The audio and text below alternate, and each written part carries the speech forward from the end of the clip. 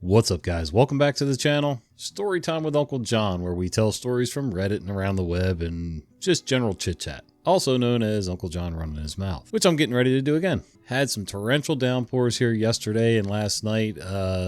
Minor flooding in the area, nothing major that I can tell. Haven't heard any news from in town. I don't think the river overflowed or anything. Just mostly ditches, certain streets, puddles. Our yard, we have a clay layer under the soil here, and sometimes drainage can be a little slow. Needless to say, no outside farm chores today. I did get a chance to work on this pocket door. Somebody got a little rough on that door the other day and knocked it right off of its roller. So unfortunately, pocket doors are cool and space saving in some ways, but then they're a pain in the butt in other ways, because in order to fix it when it comes off the roller, you got to remove some trim, and then you got to put it back so that it doesn't look hideous. Because I'm not going to paint it every time somebody slams the door. So anyway, we've been getting some stuff ready outside, doing some gardening and things like that, getting prepped. Spring is almost here. I don't want to push it too fast, but spring is coming. The temperatures are starting to trend up. Things are looking good. And I'm starting to, get a little excited here. We're starting to work on the other channel, which we haven't made live yet. We're just kind of getting things prepped and figuring out where we want to go for our, I don't know what to call it. It's not really a homestead. It's not really a farm. I mean, it's kind of a homestead the way we try to live, but we're not like off grid or anything extreme. We're just a big family who wants to try to live simply. So here's the thing. The more simply you try to live, I find the more complicated certain things get, because yes, you want to live somewhat the way they used to live back in the day, and people on YouTube tend to romanticize this stuff to the point where, yeah, that looks cool. I want to live like a frontiersman. I don't necessarily want to live like a full-on frontiersman. If it was just me and the missus, fine. I could do that, and I'd be perfectly fine with it. But when you've got little kids, and some of them, are cooperatives, some more than others, but it's not all it's cracked up to be, and it's a lot of work. It's sun up to sundown. Actually, most days it's sun up to 10, 11, 12 o'clock at night. So anyway, we're just trying to navigate how we want to get started. I'm honest to a fault. I don't want to put on some persona and false air that look at us, we're going to be farmers. It's a little more complicated than that. But anyway, once we get the channel live, you can follow it, and then you can see for yourself. All right, today we're doing malicious compliance, so let's get it done. I will work on that Saturday you put me on the roster. At my ex-place of work, they had the bright idea to switch the Saturday schedule. Instead of the rotation of 4 Saturdays, now people will be scheduled on either the first, second, third, or fourth Saturday of the month. Right. Those of you readers who have ever had to make work schedules already know when the problem will present itself. I repeatedly asked those planners before the introduction of the new roster if they were sure they wanted to implement this. In this way, they repeatedly assured me that yes, this will be a more clear schedule, and if everyone has a set Saturday, there will be no need for further planning. If you say so. I was assigned Saturday number 3. No problem with that. Now, I was the Veronica there. My other colleagues were not interested in stirring the pot, so the first month, no problem. The second month, 5 Saturdays. So the team that was assigned to the first Saturday had to show up for Saturday number 5. Then on the first Saturday of the following month, the team from Saturday number 2 had to come in. And on Saturday number 2, yep, they expected team number 3 to be present. And they were, except for this Veronica. Even on the Friday before, 2 of my group, number 3 colleagues, mentioned to me something related to the next day, and I told those 2, oh, but I won't be there. But we're supposed to do the Saturday shift tomorrow. Not me. I'm assigned Saturday number 3, not number 2. But we're on the schedule. Well, I don't know about you, but they told me I'm on the schedule for Saturday number 3, and tomorrow is the second Saturday, so it's not my turn. Definitely not. And what do you know? Next morning, Saturday number 2 at 09:35, the phone rang at my house. We have to be at work at 0900 to open the doors at 09:30. You do understand that I had switched off my cell phone before going to sleep. My sister answered. I could hear her from my room, where I was leisurely lazing in my bed. Hello? Yes, she's home but asleep. Work? I'm sure she doesn't. She explicitly told me she's going to sleep in today because she isn't scheduled. Yes, I told her that. Absolutely not. We have an understanding that when she's sleeping late, I have to let her. I'm definitely not waking her up when it's her free Saturday. Yeah, I don't know about that. I can tell her to call you when she wakes up, but it's her free Saturday, so I can't guarantee that she will or when. My sister can also be a Veronica. Actually, she didn't say the next words literally, but something in that direction. Well, not my monkeys, not my circus. Have a nice day. Goodbye. I had wanted her to say that probably someone must have made an error in the planning of the roster, but the monkey thing was also very cool. After she hung up, she came to my room and we had a big laugh. And the following Monday, not one of the people of the planning, nor my supervisor, nor any of the higher-ups dared to confront me about my absence on Saturday number 2. Nor the Tuesday, Wednesday, Thursday, Friday, and Saturday number 3 I was there, alongside the whole team of Saturday number 4. We had one surplus worker that day. But would you believe that I still had to send out an email every month to remind everyone that I will not work on Saturday number 1, nor on number 2. I will be present on Saturday number 3, but not on 4, and absolutely definitely not on Saturday number 5. Yeah, I'm that petty. They kept messing it up for almost a year. I have a habit. I have several habits. Most of them probably are less than ideal. But anyway, I have a habit of looking at things in general, a general sense of like an overall view. And, I always split my months into 4 weeks. It's just, it's just safer that way to underestimate things, certain things.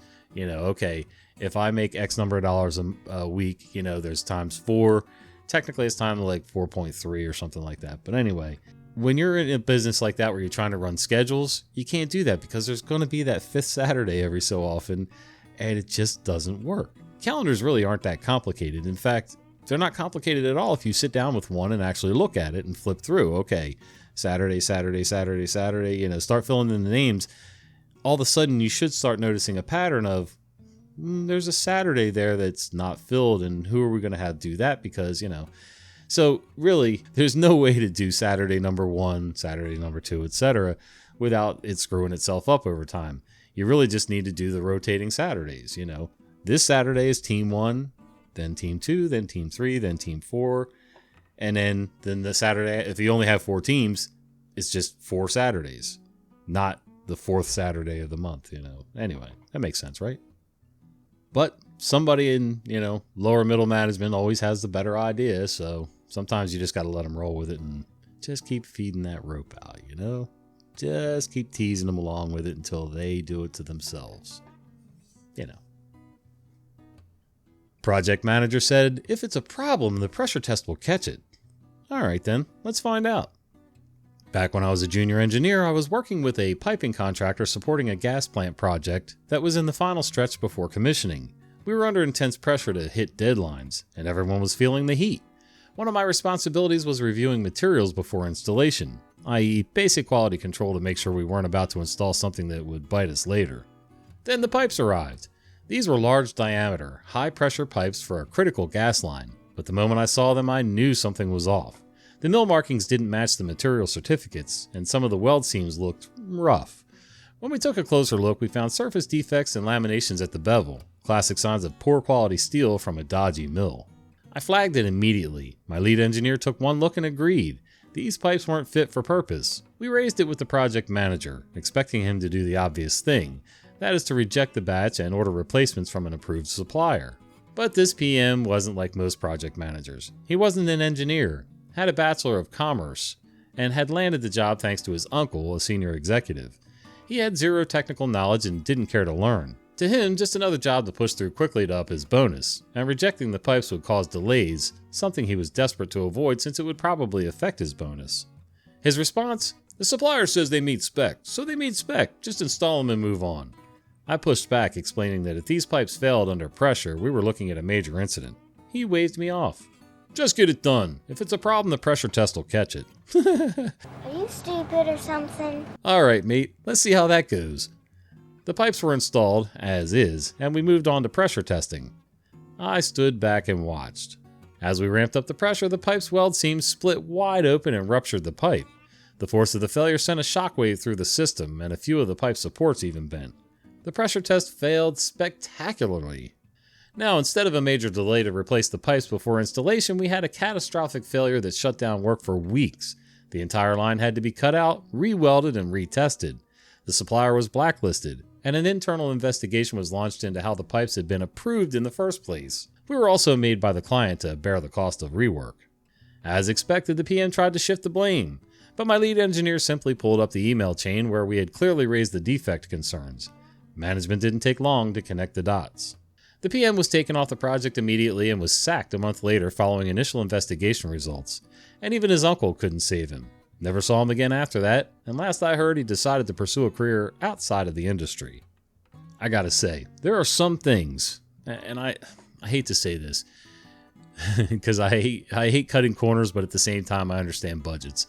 There are some things that you can fudge a little and it's fine. There's nothing wrong with it. You can make it work and it's perfectly safe and adequate. No problem. Pipes that are under extreme pressure, that's not one of them. I've never worked with those pipes, but I can tell you just general gas lines in a building have to be a certain spec. Gas lines that'll feed a heater, a commercial deep fryer, a commercial oven, whatever. They're not the same kind of pressure that this guy's talking about, but still, they have to hold up to a certain pressure, have to be a certain strength, yada yada. They got to meet specs. Electrical wiring, the same thing. Plumbing pipes, same thing. Things that are framed out of wood, there's a lot more leeway. There's some engineering to it, but there's still more leeway on, which materials can be used. You can substitute material A for material B. You may have to make some tweaks in how it's installed or how much material you need or how thick it needs to be, but, there's usually a little more leeway there. I wouldn't screw around with pressurized pipes on a bet. Same thing with steel for a building. I'm no metallurgist or engineer, but I know that, certain steel can't be used in certain applications. It's only going to hold up to a certain point and then it's going to fail. But again, you've always got these lackeys that get hired by family. Nepotism is alive and well. I don't think it'll ever go away. And I think it's always been a thing since when people had employees. Showing favoritism is going to get somebody hurt. Always. Or broke, or both. You want the engineering staff to do the ordering as well? Well, you got it. So for those who are unaware, companies usually have engineering staff talk with the engineering of parts suppliers, detail down the specifications and whatnot, and then the list goes to the purchasing department or the purchasing folks of that particular engineering department. This is because engineers don't want to involve themselves with 30, 60, 90 days due, terms and conditions of sale, validity of quotes, remember the correct quote PDFs because they have hundreds of them, and working with finance department to understand what's the best for the overall financial health.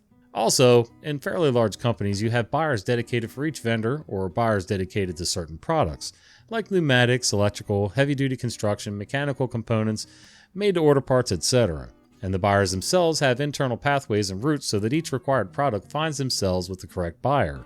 Because the engineers are dicks and to lower their workload, they'll more often than not dump all the parts on a single buyer. A new VP comes in, sees buyers as bloat, fat to be trimmed, and makes a decision. He lays off 8 buyers in that engineering department, which makes the whole factory material handling systems. Systems that handle nearly all the materials moving through multi-100,000 square footage from raw materials warehouses and yards to finished goods sections. We had to order the stuff ourselves. Before we did though, 3 senior staff engineers asked that to be sent in a department-wide email. The VP did so. And now starts the compliance. Vendors ask what due terms do you want? Not aware of how deep you have to go, engineers ask for the best price. Due in 15 days after delivery. Sure, let's do that. Turns out that vendor usually was on a net 90-day due, because paying off in the next quarter would be more sensible. What department do you want me to bill it to? Of course mine, because I'm ordering it. Engineers blissfully unaware. The billing happens by sales department, as it gets easier to finally do profitability, that's easy for you to say, analysis, since whichever sales department got the contract pays for the parts too. Turns out our department didn't have a single process or work route to get bills and pay them. Now by the time we got to the bottom of the purchasing list, the offered quotes have expired. So we get back to vendor sales teams and get a new quote and wait. Do nothing much until we get quotes and then order stuff. End of quarter, department finances are a total massive effed up mess. 8-figure mess. CFO is red-faced, steaming from her ears trying to find out what's going on. The engineers say, oh, the best price was net due 15 days, so I selected that. Well, I was ordering it, so the bill should come to us. Why would other departments pay for the stuff that I'm asking for? CFO says, who asked you to do the ordering yourself? It's not your job. Everyone shows her the email. End of the day, VP walked out to never be seen again. All the buyers who were let go were rehired, and all of them negotiated a pay increase of $6.50 an hour. I think I understand what's going on here, and it's, even in small companies, you got to keep things separate. Otherwise, things will get messed up. As a sole proprietor, if I'm doing something, I will have 10 of these hats, from selling the job, estimating the job, ordering the materials, scheduling the job, and the list goes on. Now, I tend to be more of a type of person where I can do scheduling and the installation and closing out of the job, things like that. I can hire subcontractors. I can schedule subcontractors, things like that. I can keep an eye on the plans. I can get the job done. Don't set me up to engineer anything. I'm not an engineer. Don't set me up to actually sell the job if I'm working for a bigger company. As much as salespeople piss me off and tend to oversell jobs and, promise things that truly are not realistic in most worlds, they are a necessary evil. They have their specialty. And the bigger a company gets, I firmly believe that you need to keep these specialties separate. If you're a project manager, you're a project manager. If you're an engineer, you're an engineer. If you're a sales, you're sales, so on. Otherwise, things just get screwed up. I mean, we get tunnel vision. This is my specialty. This is the way my brain works. If I'm going for the best price, I'm going to go for the best price no matter what. You didn't tell me I couldn't do net 15. And, problems will just snowball from there. So, eesh. You authorized it. You take the fall. So I work in complaints for a major telecom operator. Yes, I got promoted since my last post here. And we are swamped. We're working in crisis mode as we don't have enough people to do what we need to do. And every complaint that isn't solved in 15 days, one way or another, accrues fines from the regulator. Now in crisis mode, we just auto-approve small claims as it's cheaper than the fines are for being late. I get a huge claim on my desk, easily 100 times more than the fine for being late. It's 14 days old. I go to my supervisor, but he says it's too big for him. He can't authorize it, and he thinks it would be cheaper to take the fine and work out everything in the due time. But he'll check with his supervisor and get back to me. Fine, I go back to work doing other cases for the rest of the day. Next day, my supervisor's boss comes to me asking why that particular case is on 15th day. So I tell him. He's furious. Everything should be approved. It's crisis mode. We can't allow to be fined and so on. So I ask him to authorize it, saying once more it's 100 times more than the fine would be. He says he doesn't care and he'll authorize it. I say it needs to be investigated. Once more, he just says he'll authorize it. Now for some clarification, his bonus is reliant on the late cases. Fewer late cases equal more bonuses. So I say fine, sign here, and he does. I process it and forget about it. Come the end of the month, a huge commotion happens. Sector director is in my supervisor's boss's office yelling like there's no tomorrow. I get called in and the issue is that case, and the jerk who authorized it is trying to throw me under the bus. It turns out it was a fraudulent complaint and we had to investigate it before making a decision. Sector director just asks who authorized it, and I bring him the signed papers. I get sent out. A few days later, the boss gets the sack. Gee, I wonder why. I've worked in some stressful situations before, on a personal level, on a work level, you name it. And the one thing I gotta say is, working in panic mode is never a good idea. I'm not saying you won't feel a little panicky. I get that, there are things that I've dealt with 25 years ago that if I sit down and deeply think about them now, I'll still get those little butterflies in my stomach, almost like when you were a kid being sent to the principal's office, So I understand the feeling of stress and panic, but your actions, you can't act on panic because all that does is just, muck things up and, bonus be damned. Whether you have a bonus, attached to things or not, that's just never a good way. I've dealt with high stress situations where everybody's running around like a chicken without their head, from people losing limbs. Yes, you have to act fast, but you still have to think your way through it. You don't have to do a full-on investigation like, this company would have had to do, but, you can't just, snatch up the arm, snatch up the guy and, you got to stabilize things first. Take your time, work your way through it. You're going to be better off, and so's the guy with the missing limb. He may not appreciate it in that moment, but trust me, in the end, he will definitely appreciate it if you think your way through things rationally and just breathe. One time we were on a job site, and the rules when you were framing houses, you built the foundation was done by the masons. We'd come in and start framing our first floor deck, and then we'd start standing walls, and then we'd frame the second floor deck, and then start framing walls.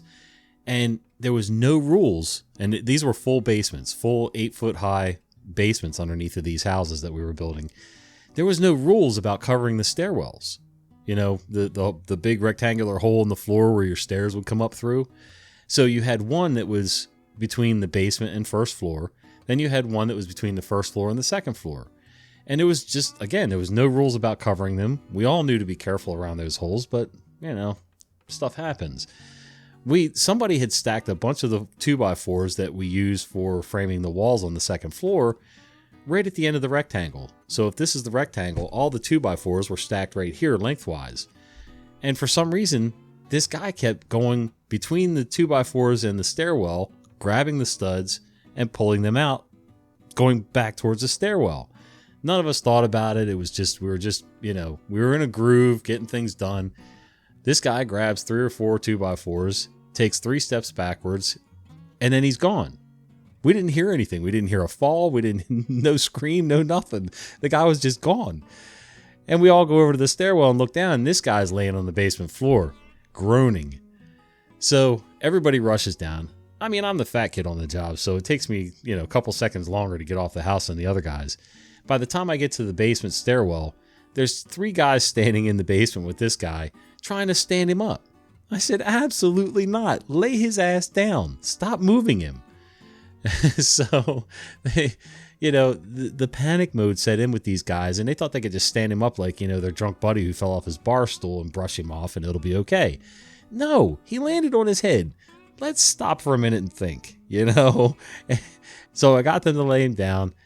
We sent a 8-foot sheet down of plywood that had been ripped lengthwise 30 inches. We real quick had a guy out front, cut the piece of plywood. We sent it down. We gently rolled him up a little bit and slid this under like a backboard, like a medical backboard, and got him up out of the basement because where we were framing at the time and, the times that they were, there was no available ambulance that would have gotten there with at least an hour. So we got him on the backboard. And we figured out a system to get him up nice and level through the stairwell without, rocking him and tilting him and all that stuff. We got him up through the stairwell level onto the first floor. Then we figured out a system to get him from the first floor into the back of a pickup because that's all we had back then was pickups. Got him into the bed of the pickup. 2 guys rode with him in the bed of the pickup. 1 guy drove and then, 1 guy in the passenger seat. We start going down the road. We're leaving this construction site, and the roads are just all potholes and ruts. It's a brand new development. They haven't graded any roads yet. So we're trying to, gently go around all the potholes and everything, all the bumps. We finally get out onto the main road, and it's probably another 15 to 18 minutes to the hospital. No GPS, no cell phones. And so we just start driving nice and slow and steady, trying to avoid, any of the bumps in the roads. We finally get him to the hospital. We don't move him at that point. And we had duct tape. Sorry. Got to back up for a second. And speaking of stabilizing, with the plywood, when we got him up out of the basement, before we moved him out to the pickup truck, we put a couple braces on each side of his head. I think they were balled up sweatshirts or something anyway. And we duct taped his head to the board, and then across his chest, we duct taped him so that, there wasn't opposite movements between the head and the torso. He really didn't like the duct tape idea, but it worked. Anyway, we get emergency personnel to come out to the pickups because we don't want to move him anymore. We've already moved him enough.